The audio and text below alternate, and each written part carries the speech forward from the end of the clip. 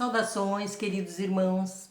Estamos aqui mais uma vez nos conectando em pensamento para juntos, através desses fluidos bons desses nossos pensamentos, praticarmos esse ato que é uma caridade, onde nós podemos irradiar essas bênçãos de luz aos nossos irmãos, para nós, para os nossos familiares, a todos aqueles aos quais nós emanaremos nesses instantes.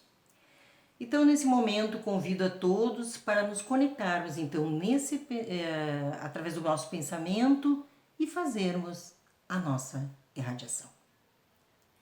Sintamos essa energia salutar provinda do alto e agradecemos a Deus, nosso Pai Maior, pelo dom da vida, oportunidade bendita para a nossa evolução.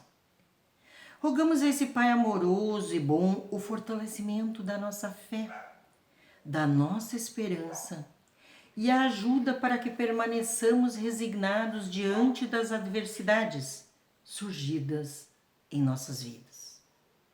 Que o teu amparo e alento, Pai, se estendam aos nossos familiares e amigos. Ao nosso Mestre amado, pedimos que derrame bênçãos, bálsamos salutares sobre os irmãos enfermos, amenizando-lhes os sofrimentos, e se for da vontade do Pai, curando-os tanto das doenças físicas como das espirituais. Aos irmãozinhos que se encontram nos orfanatos e os idosos que têm como morada os asilos, que as pessoas responsáveis por cuidá-los os façam com muito amor e dedicação. Dirigimos-nos às clínicas psiquiátricas e de dependentes químicos. Que os benfeitores protejam nossos irmãos, auxiliando-os na recuperação, a fim de integrarem-se novamente à sociedade com as mentes e corações serenados. Aos irmãos que se encontram nas cadeias penitenciárias ou casas de menores infratores, ajudai-os, Pai, a fim de que suas consciências despertem para o caminho do bem e do amor. Vamos pedir pelos nossos desafetos, que consigamos aliviar nossos corações através do perdão e assim obtermos a paz. Imaginemos os empresários e governantes que consigam realizar suas atribuições sempre visando a lei do progresso e gerenciando dentro da boa moral. Aos países onde há guerra, que Jesus auxilie a restabelecer a paz, clareando-lhes as ideias de que é indispensável renovarmos nosso entendimento, elevando-nos em espírito para a imortalidade vitoriosa. Ó Pai amado, fortificai e elevai os pensamentos dos nossos irmãos obsediados, afastando-os da influência daqueles que tentam prejudicá-los. Pai, que os nossos irmãos obsessores percebam, com o auxílio das luzes divinas, o caminho errado em que estão trilhando. Despertai-os, Senhor, a compreensão de que somente através do amor encontrarão a paz e a serenidade. Jesus amado, ajudai nossos irmãos desencarnados, envolvendo-os com sua luz, e que os amigos espirituais os socorram e lhes deem o entendimento necessário ao despertamento da consciência de si mesmos. Aos familiares que perderam seus entes queridos neste plano físico, que recebam a força necessária para superarem a dor e seguirem a labuta terrena. Aos irmãos reencarnantes, que possam ser acolhidos com muito amor pelas famílias destinadas a recebê-los. Vamos pedir pela magnetização de nossas águas, as que se encontram em nossos lares, nos hospitais e em todos os lugares, que recebam os eflúvios salutares, ajudando-os no nosso restabelecimento físico e espiritual. Agradecemos a Deus, a Jesus, a espiritualidade benfeitora que nos assistir nessa irradiação. Que a sua luz, Pai, se estenda sobre cada um dos seus filhos. E que assim seja. Olá, queridas irmãs, queridos irmãos. É com grande satisfação que nós nos reencontramos para mais uma vez, à luz da doutrina espírita, do Evangelho de Jesus, tecermos nossos comentários acerca do tema proposto, mas principalmente juntos refletirmos e aprendermos. Sempre com essa doutrina como nossa base, sempre com os exemplos do Cristo como nosso rumo, nosso norte. Para hoje, o que está sendo proposto para que nós possamos usar como reflexão é o homem no mundo. A nossa fonte de consulta para esse tema foi o Evangelho segundo o Espiritismo, no capítulo 17, Sede Perfeitos, mais especificamente no que traz o item 10 deste capítulo. Fica então, para aqueles irmãos que desejarem consultar a esta obra, a este capítulo e a este item de uma forma mais detida e mais detalhada, fica a nossa sugestão de leitura e de reflexão. Quando nós pensamos no homem do mundo, obviamente nós pensamos em nós, porque somos nós, no sentido de humanidade, os homens que aqui estão. Nós e toda uma gama de outros irmãos que não possuem como nós o corpo físico, mas que muitas vezes ainda não se desprenderam do orbe terrestre, por suas paixões, por seus vícios, por motivos que são tantos e muitos. Mas o que será que nos faz, mesmo após o desencarne, estarmos tão atrelados à vida física nesse planeta? E talvez antes disso seja melhor ainda que se faça uma reflexão ainda maior a respeito de uma frase que sempre segue a todo aquele que se encontra com a doutrina espírita: estar do mundo sem ser do mundo. Obviamente essa frase nos traz inúmeras reflexões, nos abre vários caminhos para que se pense e se avalie o que ela quer dizer, mas nós podemos também confrontá-la e deixar em paralelo com uma outra, do apóstolo Paulo, nosso querido Paulo, que diz: tudo me é lícito, porém nem tudo me convém. Seria essa talvez a frase que nos guiaria enquanto aqui estivéssemos nos encontrando nesse estágio terreno? Com certeza. Paulo já sabia o que estava dizendo. Porque quando diz que tudo nos é lícito, mas que nem tudo nos convém, nos aponta o cuidado para com os limites que devem ser obedecidos. Limites que não podem ser extrapolados, transgredidos, sob pena de nós nos encontrarmos, pela lei de ação e reação, em situações um pouco mais infelizes, logo à frente, em outra existência, mas enfim, tendo que nos colocar à disposição da justiça divina para enfrentarmos as consequências do extrapolamento desses limites. E aí, podemos também pensar em estar no mundo sem ser do mundo. Ora, como nós tratamos o planeta Terra como um mundo escola, um mundo hospital, um mundo de estágio e tantas outras terminologias, nós sabemos que aqui estamos de passagem. Que este mundo nada mais nos é do que sim uma grande oportunidade de aprendizado, de prática do bem, de reconciliação com o passado e com aqueles que dele fizeram parte. E por que não dizer, principalmente, com nós mesmos. Logo, se estamos aqui de passagem, se estamos aqui em estágio, obviamente nossa pátria verdadeira não é essa. Nosso mundo de origem não é esse, e sim o plano espiritual, o mundo dos espíritos.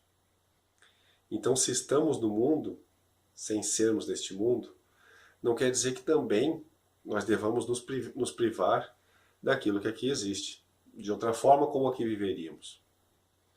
Muitas vezes nós confundimos e muitas vezes nós exacerbamos, também extrapolamos os limites, no cuidado que temos com os próprios limites. Muitas vezes, muitos irmãos pensam que viver de forma humilde é viver de forma miserável. É vestir andrajos ao invés de roupas, é quase não se alimentar, supondo que quantas pessoas no mundo não têm o alimento, então porque eu deveria ser merecedor disso. E aí afora julgamentos que são feitos de forma, podemos dizer, ignorante e mal pensada. Nós devemos ter cuidado com muitas coisas, dentre elas a nossa própria sobrevivência. A continuidade deste corpo por quanto ele ainda tiver que nos ser útil nesta terra, e que nós, com certeza, não sabemos o limite. Não temos o tempo preciso de que vamos nos utilizar desse corpo.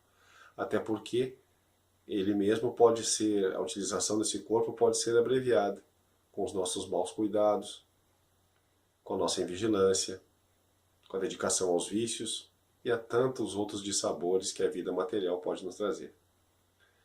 Enfim, se temos que ter vigilância, cuidado com o próprio veículo que nos concede poder perambular por este plano, fisicamente, como não ter com os demais pontos dessa jornada e que também são tão necessários? Poderíamos citar vários, mas principalmente o desenvolvimento da nossa inteligência, o desenvolvimento das virtudes, que sim está ligado diretamente ao avanço espiritual da criatura, do ser, de nós mesmos. Então, se faz necessário que nós tenhamos cuidado ao caminhar neste mundo. Quando nós pensamos no nosso título, O Homem no Mundo, nós pensamos em alguém que chega de uma viagem para cumprir uma certa etapa, estar por algum momento em um local diferente. Então basta que venhamos a pensar como é estar num local diferente daquele em que eu estou acostumado a estar. Como devo me portar? Como vou me relacionar com os que lá encontrarei? O que é preciso fazer para que eu tenha êxito nessa jornada? São os questionamentos que nós devemos ter. De outra forma também, nós não esperamos que no mundo como a Terra nós venhamos a encontrar os chamados santos. A não ser os espíritos que aqui se encontram em missão, todos nós temos provas e expiações a passar. Por isso, a maioria de nós tem seus vícios, suas pendências com o passado, suas mazelas, suas culpas, seus erros, que precisam ser recuperados, sanados, melhorados. Como fazer? Vivendo, vigiando, com observância de tais limites, como falávamos no início, como nos referimos no início. Sempre que nós extrapolamos um limite, ou nós estamos invadindo o terreno alheio, ou nós estamos encarando de frente uma possibilidade de erro, de culpa para o futuro. Então, é a vigilância, é a observação desses limites através da razão que define como estaremos nos sentindo no futuro, mas que já nos mostra como estaremos nos sentindo no presente. Nós temos que ter em mente que as leis divinas, elas não cessam, elas não deixam de atuar em nenhum momento em nossas vidas. E uma lei que sempre estará conosco, uma vivência, por mais breve ou por mais longa que seja neste mundo, é a lei de ação e reação. E é essa lei que nos impele sempre a estarmos buscando a observação completa e a todo instante dos limites que devem ser obedecidos. Também quando pensamos em limites, devemos pensar, que limites são esses? Limites físicos, materiais? Limites espirituais? E com certeza a resposta nos é dada pela própria consciência. Ambos. Todos. Pensamos naquele que extrapola, por exemplo, os limites da alimentação, que cai nas lacunas da gula, aquele que extrapola os limites das energias sexuais, por exemplo, aquele que faz uso de algum tipo de vício, que tem algum tipo de desequilíbrio ocasionado por limites físicos que não foram obedecidos.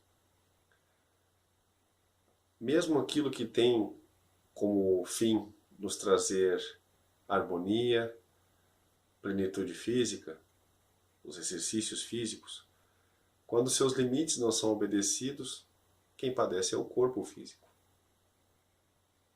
E vejamos também a questão espiritual. Quais são os limites que devem ser obedecidos? Todas as vezes em que eu sobrepujo virtudes em detrimento de vícios, vícios espirituais, vícios morais, eu estou acarretando consequências para o meu futuro, mesmo enquanto ainda estou neste mundo, e principalmente após deixar este mundo.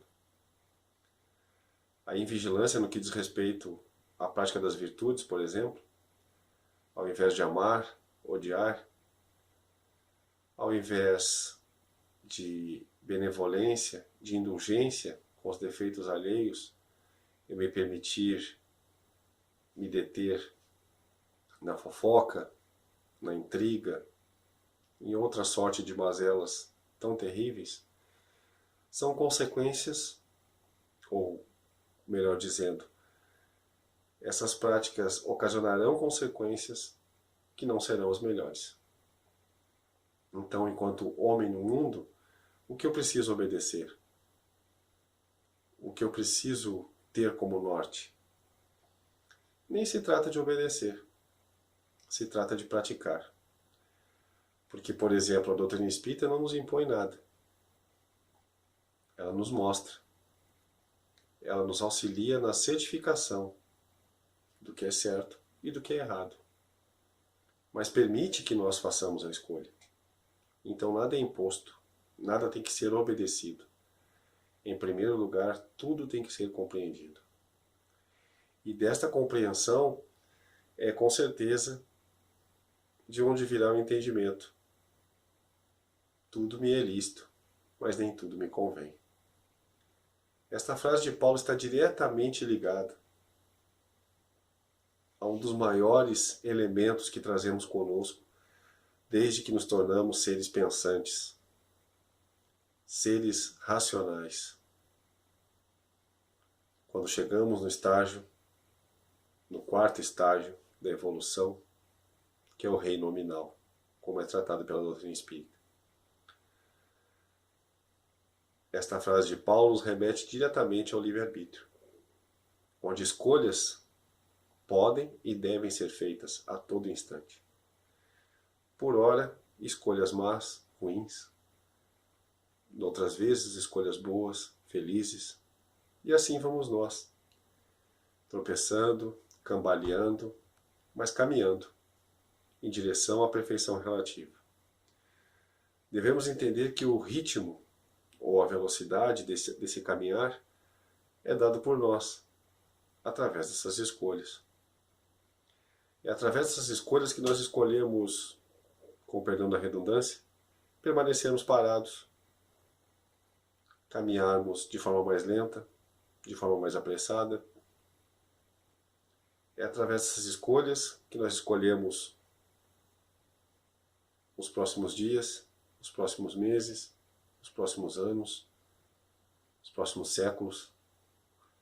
É através dessas escolhas que nós moldamos, pedacinho a pedacinho, nossa eternidade. E o que isso teria a ver com estar no mundo?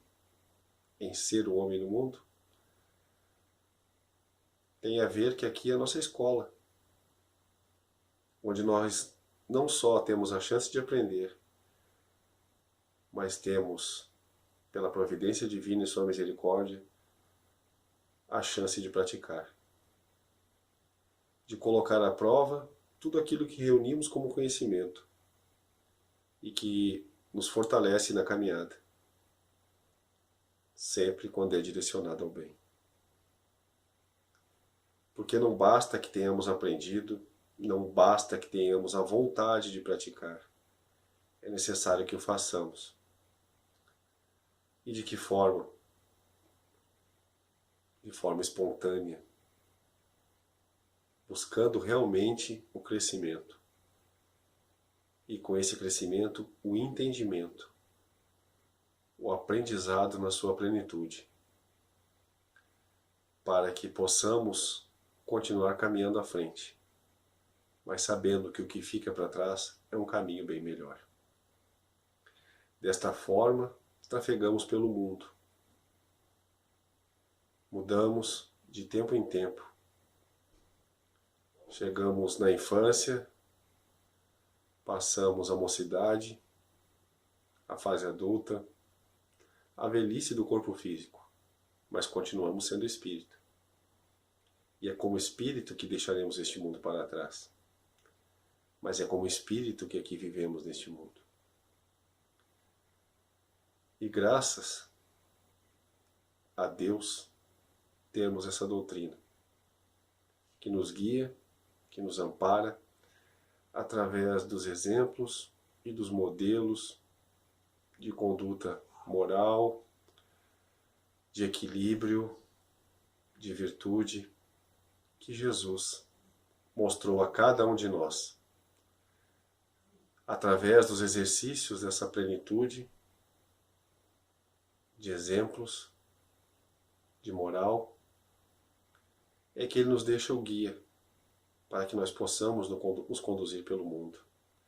Esse mundo ainda tão cheio de vícios, tão cheio de desigualdade, de desrespeito, de guerras, de tristeza, mas que, conduzindo bem nossos passos, se torna um pouco mais feliz, um pouco mais suportável e muitas vezes até um pouco mais equilibrado. Mas de que forma, com tanta desigualdade, se falar em equilíbrio? Porque nós, fazendo nossa parte, estaremos auxiliando nesse reajuste. Quando nós conseguimos andar um passo à frente, também fazemos com que o mundo onde estamos ande um passo à frente.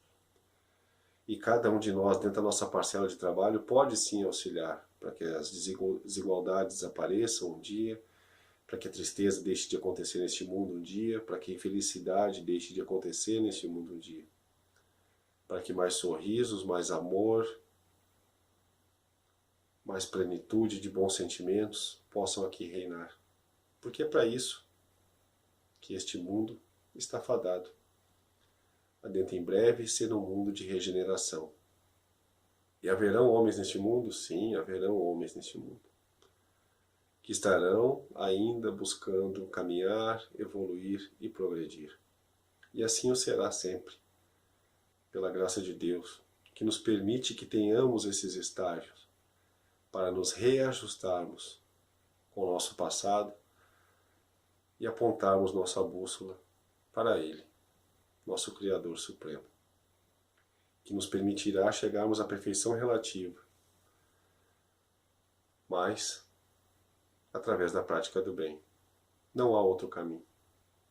Então, quando pensamos em um homem no mundo, pensamos nisso, em vigiar, em caminhar, mesmo que de forma vagarosa, mas firme, cheios de fé, de perseverança e de busca pelo melhor a ser feito. Porque é esse melhor a ser feito que faz a diferença para o homem no mundo. Que possamos refletir sobre o que cada um de nós representa para este mundo. Mesmo em nossa pequenez, mesmo nos comparando a um grãozinho de areia em meio à vastidão do deserto. Mas somos esse grãozinho de areia. E o que ele representa? Como eu posso auxiliar? Como eu posso buscar auxílio? Como eu posso buscar ser melhor? E com isso, auxiliar aos outros na sua melhora. Lembrando que todos nós, sempre que desejarmos ofertar algo, temos que ter em nós este algo.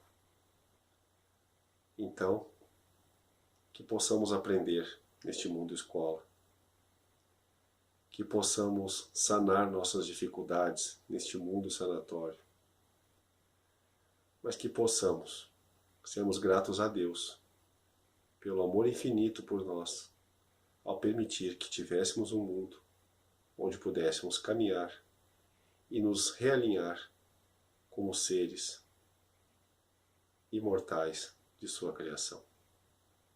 Muito obrigado e que todos tenhamos boas reflexões sempre à luz dessa doutrina de amor e do nosso Mestre Jesus.